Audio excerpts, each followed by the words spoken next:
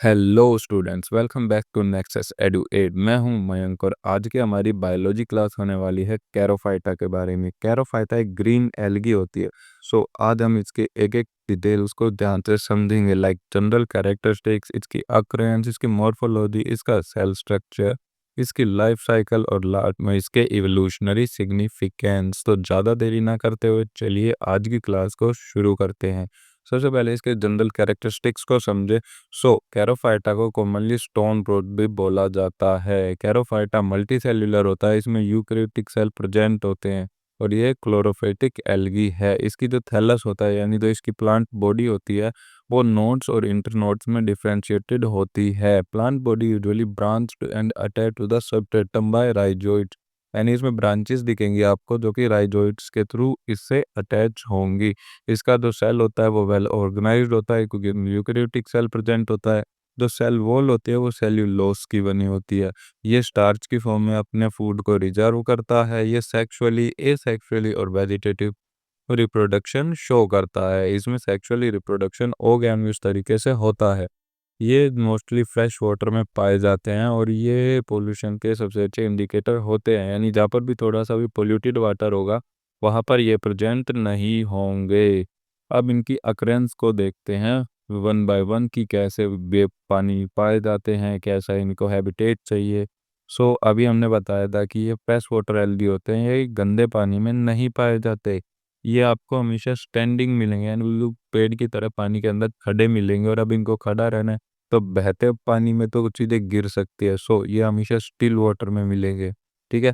Still water का मतलब होता है जिस पानी में तेज बहाव ना होंगे, यानी कि नदियाँ और इनमें नहीं मिलेंगे। और ये मिलेंगे पॉन्ड्स में, लेक्स में, बीचेस में, राइस फील्ड्स में, ऐसी जगह पर ये देखने को मिलेंगे। इनको हमेशा क्लीन, क्लियर और वेल ऑक्सीजनेटेड पानी चाहिए होता है क्योंकि ये सनलाइट को भी नीड होती है इन्हें। और गंदे पानी में जो डस्ट पार्टिकल्स है वो पानी में ऊपर आ जाते हैं जिसके कारण सनलाइट नहीं पहुंच पाती।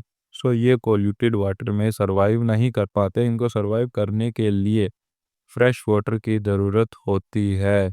और ये हमेशा आपको मड्स में या स्टोन्स के बीच में धसे हुए मिलेंगे। आप देखते हो ना कई जहाँ पर काई टाइप लग जाती है तो वहाँ पर आप देखते हो पेड़ों में, पत्थरों में धसे हुए पेड़ है, पत्थरों के बीच से निकले हुए पेड़ है, यही हमारे कैरोफाइटास होते हैं। कैरोफाइटास कॉस्मोपोलिटेंट होते हैं, यानी इनको ये नहीं है कि हाँ भाई सर्दी है, गर्मी है या ऐसी चीज़ की। इनको कोई बेसिक नीड नहीं है, इन्हें बस साफ पानी चाहिए, बिल्कुल स्टिल, जो कि मूव ना कर रहा हो। ये उस पानी में उग जाएंगे, फिर वो चाहे पहाड़ों के ऊपर हो या फिर कितनी भी सर्दी में हो, लद्दाख में हो, कहीं पे भी। ये कॉस्मोपोलिटेंट होते हैं, मतलब ये मोस्टली हर जगह पर पाए जाते हैं। अगर अकरन समझ आ गई हो तो इनकी मॉर्फोलॉजी समझते हैं। तो हमने बताया था कि ये मल्टी सेल्यूलर होते हैं जिनमें यूकैरियोटिक सेल प्रेजेंट होता है और ये क्लोरोफाइटिक एल्गी है। इनकी जो बॉडी होती है वो नोड्स और इंटरनोड्स में डिफरेंशिएटेड होती है। जो इनकी ब्रांच होती है वो राइजोइड्स के थ्रू जुड़ी होती है सबस्ट्रेटम से। सबस्ट्रेटम आप इनका स्टेम समझ सकते हो।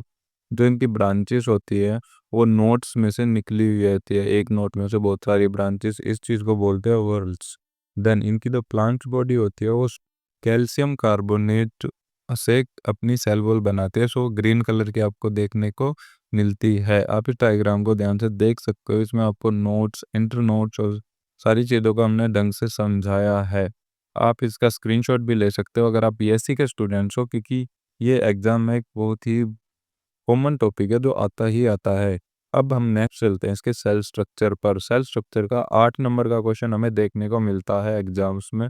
सेल की अगर हम स्टडी करें, इनके जो सेल्स होते हैं, अभी हमने बताया था यूकैरियोटिक सेल्स होते हैं। और यूकैरियोटिक सेल्स है तो वेल ऑर्गेनाइज्ड सेल होगा, यानी इसमें एक आपको न्यूक्लियस देखने को मिलेगा। इसमें सारी चीज़ें ऑर्गेनाइज तरीके से देखने को मिलेगी। इसके सेल सिलेंड्रिकल और बैरल शेप्ड के होते हैं। जो सेल वॉल होती है वो वेल डेवलप्ड होती है और सेल्यूलोज की बनी हुई होती है और उसमें पैक्टिक सब्सटेंसेस भी पाए जाते हैं।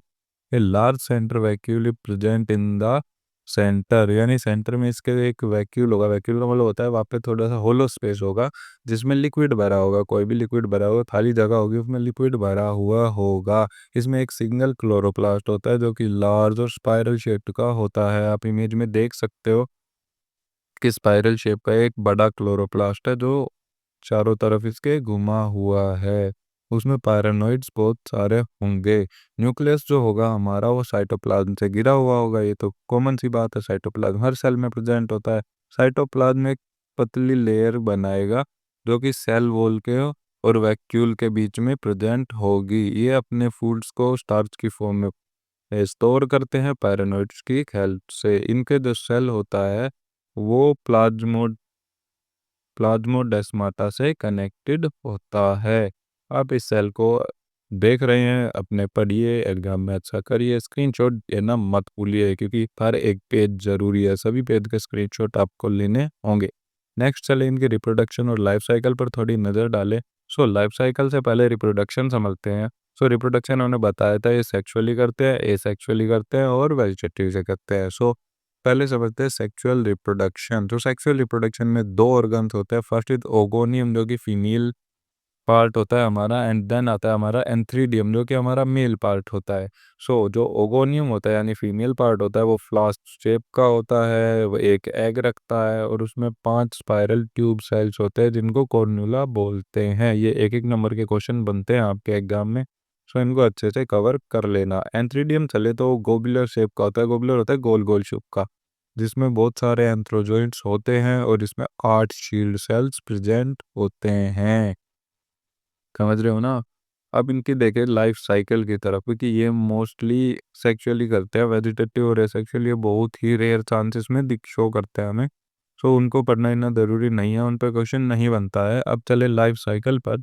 सो लाइफ साइकिल में सबसे पहले जो मैच्योर पारा होता है वो ओगोनियम या एंथ्रीडियम उसमें प्रेजेंट होंगे, जो कि एक ही नोड पर प्रेजेंट होंगे। एंथ्रोजोइड क्या होगा, वो ब्रेक होगा और अपने एंथ्रोजोइड्स को रिलीज करेगा, सॉरी एंथ्रीडियम एंथ्रोजोइड्स को रिलीज करेगा। एंथ्रोजोइड्स पानी में घूमेंगे क्योंकि अभी बताया ये पानी में रहते हैं, और वो कॉर्नेला से अटैच होंगे, जाके ओगोनियम के अंदर जाएंगे और उसका ओगोनियम के अंदर भेजेंगे तय।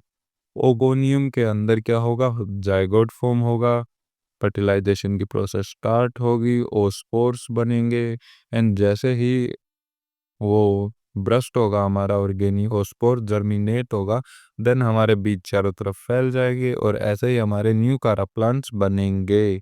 सो लाइफ साइकिल आपने पढ़ी, लाइफ साइकिल आपको समझ आई? कमेंट में ज़रूर बताना, नहीं समझ आई हो तो हम नेक्स्ट वीडियो में दोबारा समझाने का प्रयास करेंगे। आप हमें कमेंट में हेल्प ज़रूर किया कीजिए ताकि हम अपनी वीडियोस को और बेहतर बना सके। अब इनके इवोल्यूशनरी सिग्निफिकेंस समझते हैं, जो कि हमारा आज का लास्ट टॉपिक होने वाला है। इवोल्यूशनरी सिग्निफिकेंस अगर आपको इससे समझ नहीं आता कि क्या होगा तो आप मुझे ये याद रखना, इवोल्यूशनरी सिग्निफिकेंस का मतलब भी होता है हमारा कि ये कैसे हमारी हेल्प करते हैं, कैसे हमें डैमेज करते हैं। देन सो सबसे पहले इनका हम देखते हैं कि ये हमारे जो लैंड प्लांट्स होते हैं और जो वाटर प्लांट्स होते हैं उनके साथ डायरेक्ट कनेक्शन शो करता है। सो देखिए कि कैसे कलेक्शन शो करता है। सो इनमें भी लैंड प्लांट की तरह मल्टी सेलुलर बॉडी होती है जो कि नोड से इंटू नोड में डिफ्रेंशिएट होती है, लाइक हमारे plant root stem and many चीज़ों में डिफ्रेंशिएटेड होते हैं। इनकी भी सेल वॉल सेल्यूलोज से बनी है। ये भी भोजन को स्टार्च की फॉर्म में स्टोर करते हैं। इनमें एक का वो क्लोरोप्लास्ट होता है। ऐसे ही ये आपके क्वेश्चन बनता है कि define the connecting link between algae and land plants. So याद रखना ये क्वेश्चन एक बहुत ही ज़्यादा इंपॉर्टेंट क्वेश्चन आता है हमारे लिए। सो इनका इवोल्यूशन पे थोड़ा ध्यान दे। सो ग्रीन एल्गी जो कि हमारा कैरोफाइटा होता है, देन हमारा ब्रायोफाइट्स आएगा जो हम आगे बढ़ेंगे, देन पेट्रिडोफाइटन्स, देन हमारा स्पर्मेटोफाइट्स। ये हमारे सारे प्लांट्स का कनेक्शन दिखा रखा है। सो इसको ध्यान से पढ़ लेना, और अगर कल ही आपका एग्ज़ाम है और आप आज इस वीडियो को देख रहे हो तो आप बस ये पेज पढ़ के चले जाना। ये है हमारी चैप्टर की कंप्लीट समरी, जिसमें हमने general characteristic, morphology, cell structure, occurrence, reproduction and life cycle, evolutionary significance सबको एक जगह आपके लिए लाकर रख दिया है। अगर आप सिर्फ इस पेज को भी पढ़ कर जाते हैं तो ये मान लीजिएगा कि आपको एग्जाम में कोई फेल नहीं कर सकता अगर आपका कैरोफाइटा पे क्वेश्चन आता है तो। अगर आपको 8 में से 8 मार्क्स चाहिए तो हमारे चैनल को सब्सक्राइब कीजिए, क्योंकि हम ऐसे ही लेक्चर आपके लिए लेकर आते रहते हैं। मैं हूं मयंक, मिलते हैं अगली नेक्स्ट एडुएट वीडियो में। Thank you guys for your support. अभी सब्सक्राइब करके जाना, तभी हम मानेंगे कि आपने हमें सपोर्ट भी किया है।